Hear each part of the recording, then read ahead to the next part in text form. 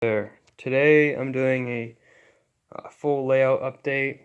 You've probably seen the updates in my latest videos, but I figured I'd actually go through and explain what I've done, and then I'll do a small engine collection thing at the end of the video.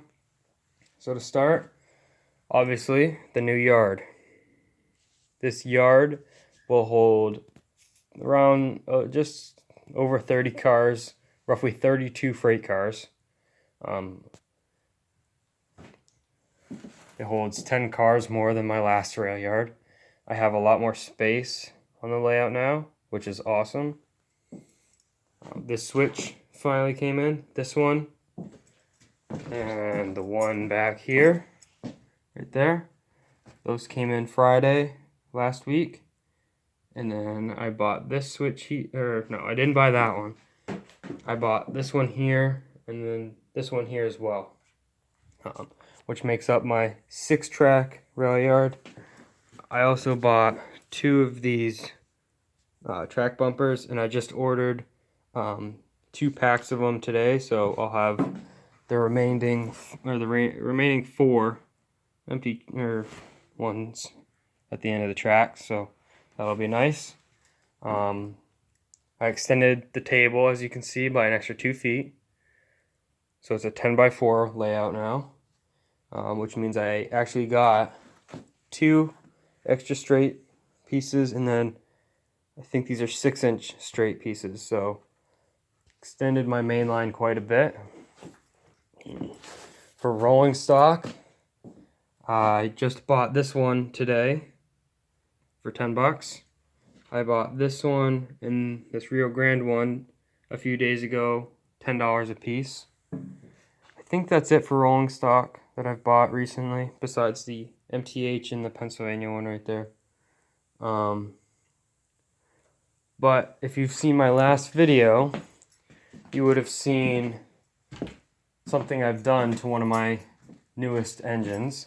So I'm going to pull it down and I'm going to explain what I did and why I did it.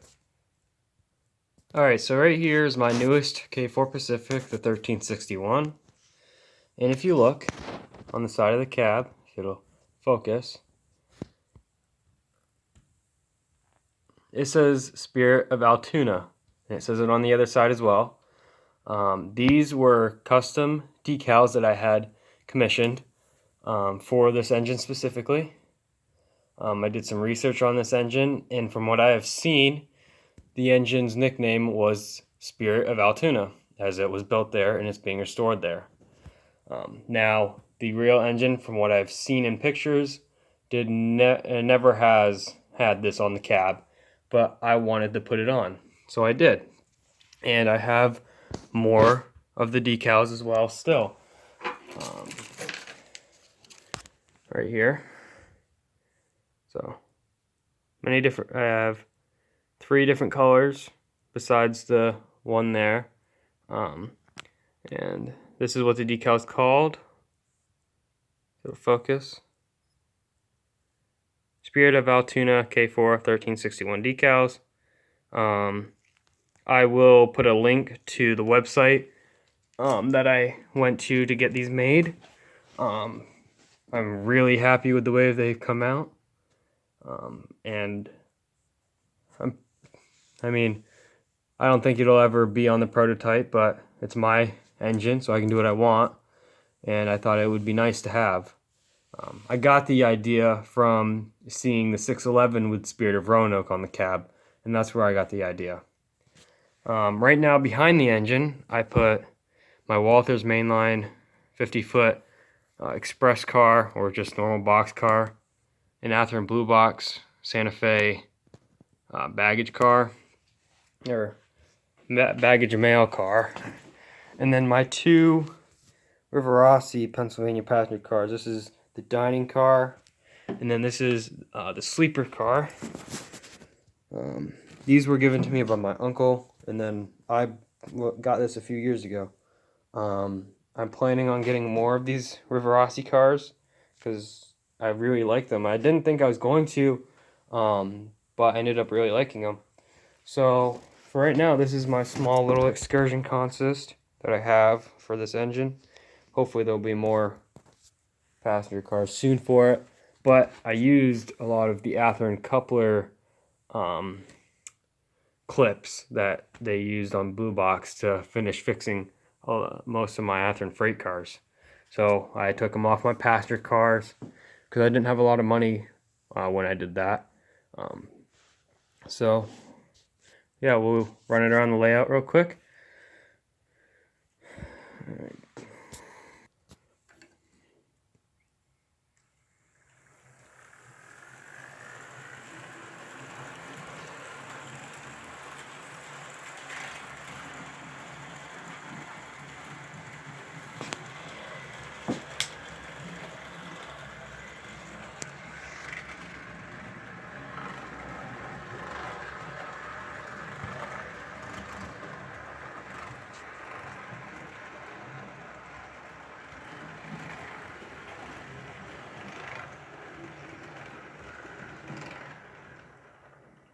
Alright, so we'll stop it right there.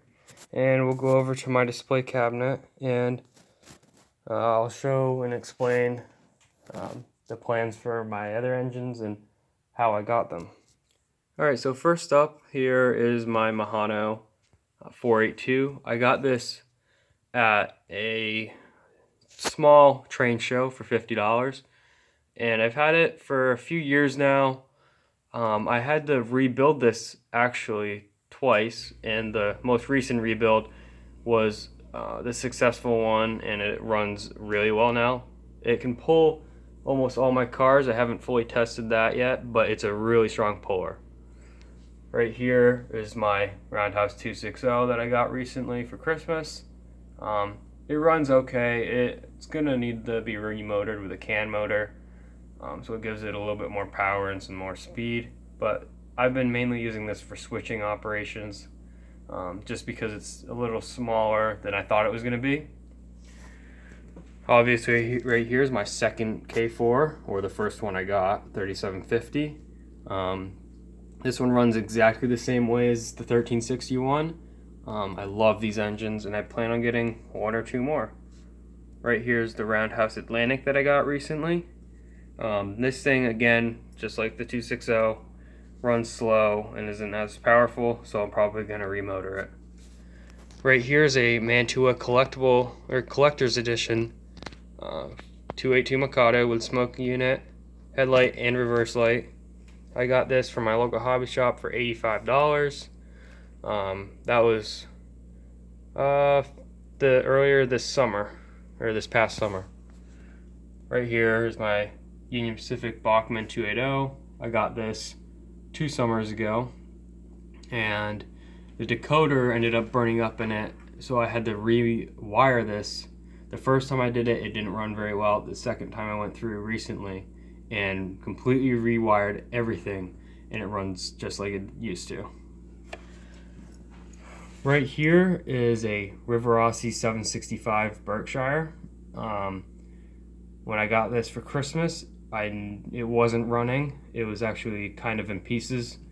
I tried getting it running and I just couldn't. For some reason, it just did not want to work. And these Rivarossis, the way it picks up power from the tender is through the connecting, it's the drawbar, and the drawbar was removed and parts were missing to reattach it, so I wasn't able to get it running. I recently have reattempted, and the original tender was in bad shape, so I found a B&O Vanderbilt tender. Obviously this isn't realistic at all, but it's my engine, so I can do what I want. It'll get repainted once it's done, and from what I've seen, it's going to run really well. And the last one, this is my Rivarossi 759 Berkshire in the American Railroads paint scheme. I bought this from my local hobby shop 2 years ago, the day after Christmas. When I got that, I paid $60 for this, and it's run perfectly since I've got it. Obviously, this is not how they came. I did custom paint work and custom detail work to it, and added a coal load. All of my engines have real coal loads except for the 260, the 765, and the 2K4s. But yeah, this is a great steam engine. It's not a strong puller, but it can pull a 5-car passenger train with no problem, so that's what I mainly use it for. I have heard rumors that the real 759 that's located at Steamtown was being inspected for restoration. I don't know if that's true or not.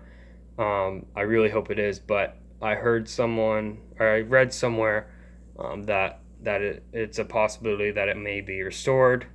I do remember when it was put down, it was in bad shape in the boiler, and its tubing on the outside, as the Delaware and Hudson Railroad did not properly empty the boiler and ended up freezing the pipes. And Steamtown, when it was in Bellows Falls, sued the Delaware and Hudson and won.